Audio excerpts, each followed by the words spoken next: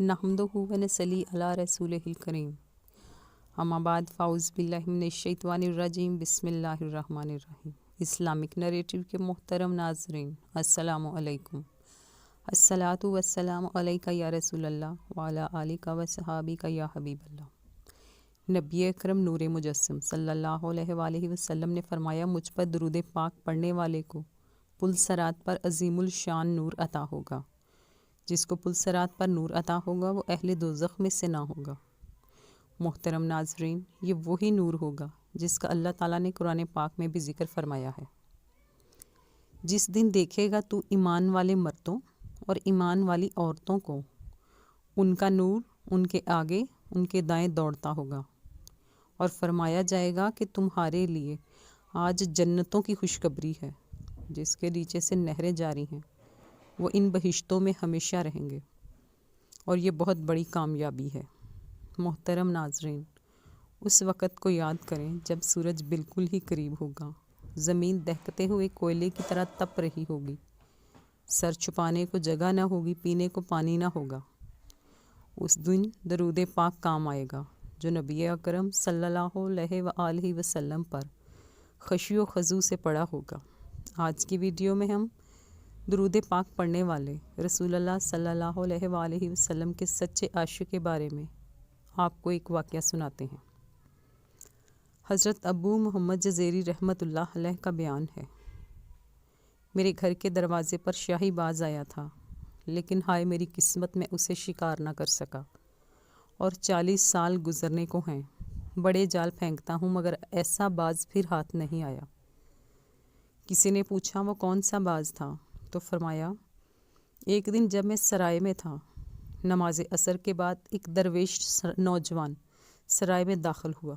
वो नौजवान था रंग जर्द, बाल बिखरे और नंगे पाँव।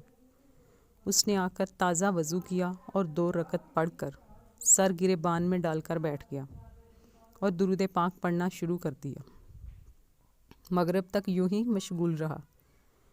नमाज मगरिब के बाद फिर दुरूद पाक पढ़ने लगा।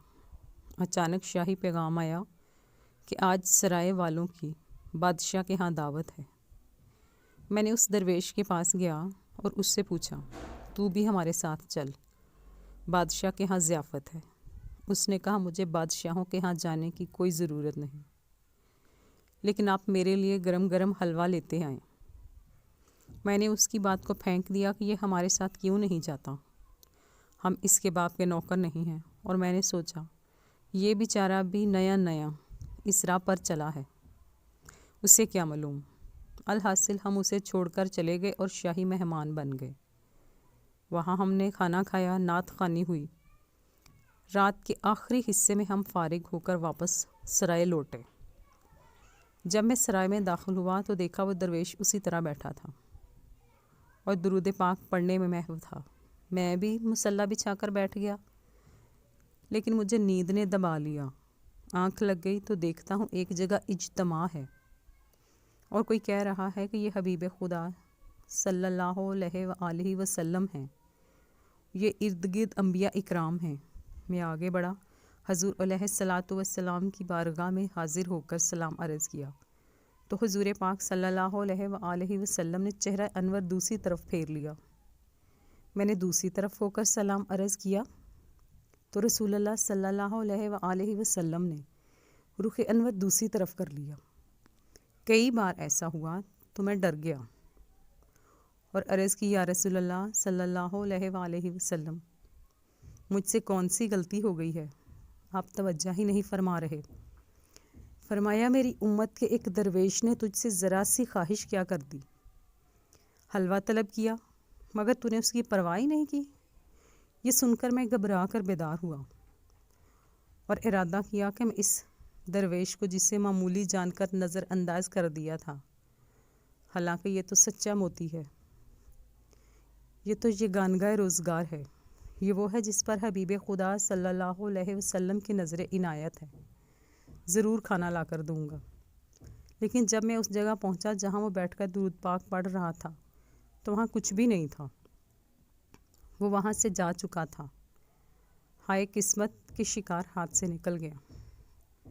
اچانک میں نے سرائے کے گیٹ بند ہونے کی آواز سنی۔ خیال کیا کہ شاید وہی ہو۔